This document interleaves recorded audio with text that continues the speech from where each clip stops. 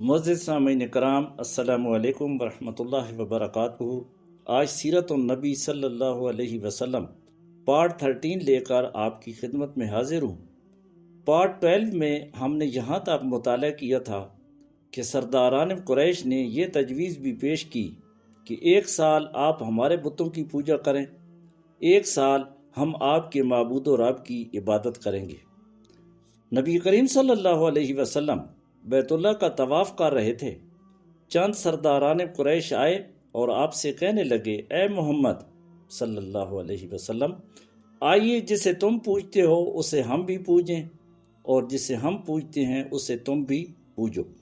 تو اس موقع پہ اللہ تعالیٰ نے سورہ کافرون نازل فرما کر ان کی مضحکہ خیز تجاویز کی جڑ کاٹ دی۔ آج انشاءاللہ محاذ آرائی کی 5ویں سورت کا مطالعہ کریں گے۔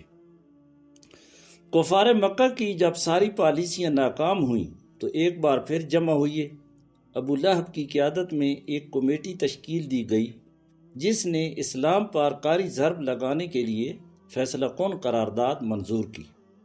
وہ قرارداد یہ تھی کہ اسلام کی مخالفت، پیغمبر اسلام کی ایذا رسانی اور اسلام لانے والوں کو طرح طرح کے ظلم و ستم اور جبر و تشدد کا نشانہ بنانے میں کوئی بھی کسر نہیں چھوڑی جائے گی۔ مشرکین نے اس قرارداد کو عملی جامہ پہنانے کا پکا ارادہ کر لیا۔ کمزور صحابہ کرام کو ایسی ایذائیں دینا نسبتاً آسان تھا، لیکن رسول اللہ صلی اللہ علیہ وسلم چونکہ ذاتی طور پر باوقار اور منفرد شخصیت کے مالک تھے اور آپ صلی اللہ علیہ وسلم کا احترام کیا جاتا تھا، آپ صلی اللہ علیہ وسلم کے خلاف گھٹیا اور ذلیل حرکت کی جرات کوئی حد درجہ ذلیل اور انتہائی احمق انسان ہی کر سکتا تھا۔ علاوہ ازیں آپ صلی اللہ علیہ وسلم کو اللہ تعالیٰ کی نصرت کے ساتھ ساتھ ابو طالب کی معاونت بھی حاصل تھی۔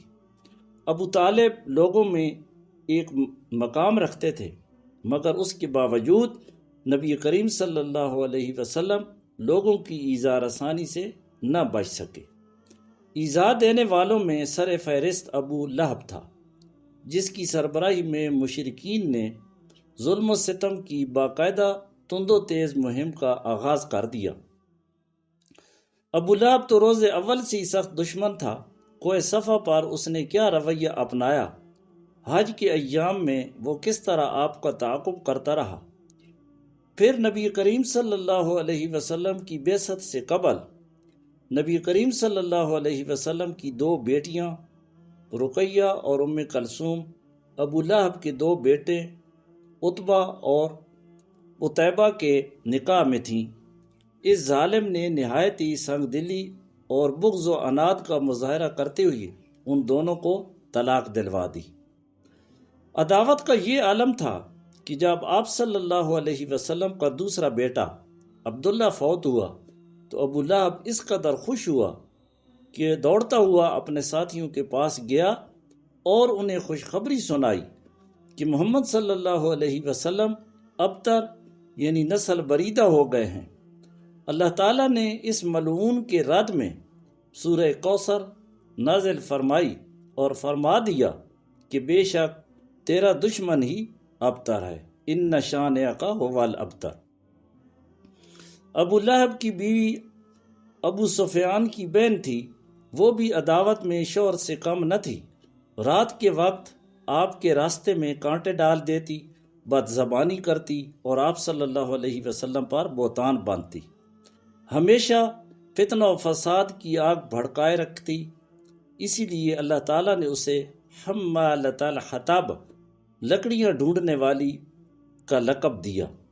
جب اسے معلوم ہوا کہ اس کی اور اس کے شوہر کی مذمت میں سورت نازل ہوئی ہے تو وہ رسول اللہ صلی اللہ علیہ وسلم کو تلاش کرتی ہوئی آئی۔ آپ صلی اللہ علیہ وسلم خانہ کعبہ کے پاس مسجد حرام میں تشریف فرما تھے۔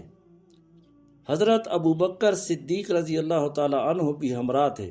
یہ مٹھی میں پتھر لی ہوئی تھی، سامنے کھڑی ہوئی، اللہ تعالیٰ نے اس کی نگاہ بند کر دی۔ وہ ابو بکر رضی اللہ تعالیٰ عنہ کو تو دیکھ رہی تھی مگر رحمت عالم صلی اللہ علیہ وسلم کو نہ دیکھ سکی۔ اس نے سامنے پہنچتے ہی سوال کیا، ابو بکر تمہارا ساتھی کدھر ہے؟ مجھے معلوم ہوا ہے کہ وہ میری تذلیل کرتا ہے، واللہ اگر میں اسے پا گئی تو اس کے منہ پر پتھر ماروں گی۔ ابو لہب یہ سب کچھ کر رہا تھا، باوجود اس کے وہ پڑوسی تھا اور نبی کریم صلی اللہ علیہ وسلم کا چچا تھا۔ اس کا گھر آپ کے گھر سے متصل تھا۔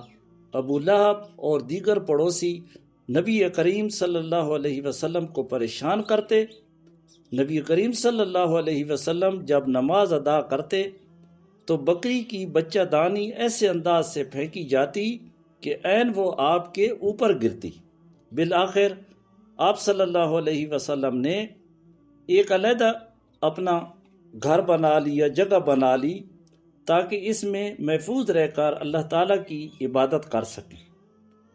عبداللہ ابن مسعود رضی اللہ تعالیٰ عنہ بیان فرماتے ہیں کہ نبی کریم صلی اللہ علیہ وسلم بیت اللہ کے پڑوس میں نماز پڑھ رہے تھے اور ابو جہل اپنے حواریوں کے ساتھ بیٹھا ہوا تھا۔ ادھر آپس میں مشورہ کرنے لگے، کون آج اونٹ کی اوجڑی اٹھا کر لائے گا تاکہ جب محمد صلی اللہ علیہ وسلم سجدہ کرے تو ان کی پیٹھ پر ڈال دے۔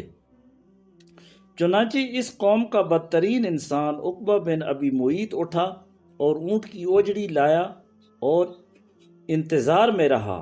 جب آپ صلی اللہ علیہ وسلم سجدہ میں گئے تو ظالم نے یہ اوجڑی آپ صلی اللہ علیہ وسلم کے کندھوں کے درمیان رکھ دی اور ایک دوسرے سے ہنسی مذاق کرتے ہوئے، خوش ہوتے ہوئے باتیں کرنے لگے اور مذاق اڑانے لگے، اور رسول اللہ صلی اللہ علیہ وسلم سجدہ ہی میں گرے رہے، یہاں تک کہ حضرت فاطمہ رضی اللہ تعالی عنہا آئیں۔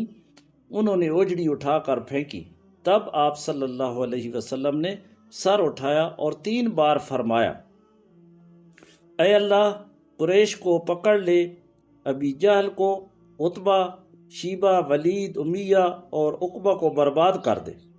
ابن مسعود رضی اللہ تعالی عنہ فرماتے ہیں کہ جن جن کے نام لے کر نبی کریم صلی اللہ علیہ وسلم نے بد دعا کی تھی، میں نے دیکھا مرکہ بدر کے دن ایک کنویں میں ان کی لاشیں گری پڑی تھی۔ جزاکم اللہ خیرا کثیر۔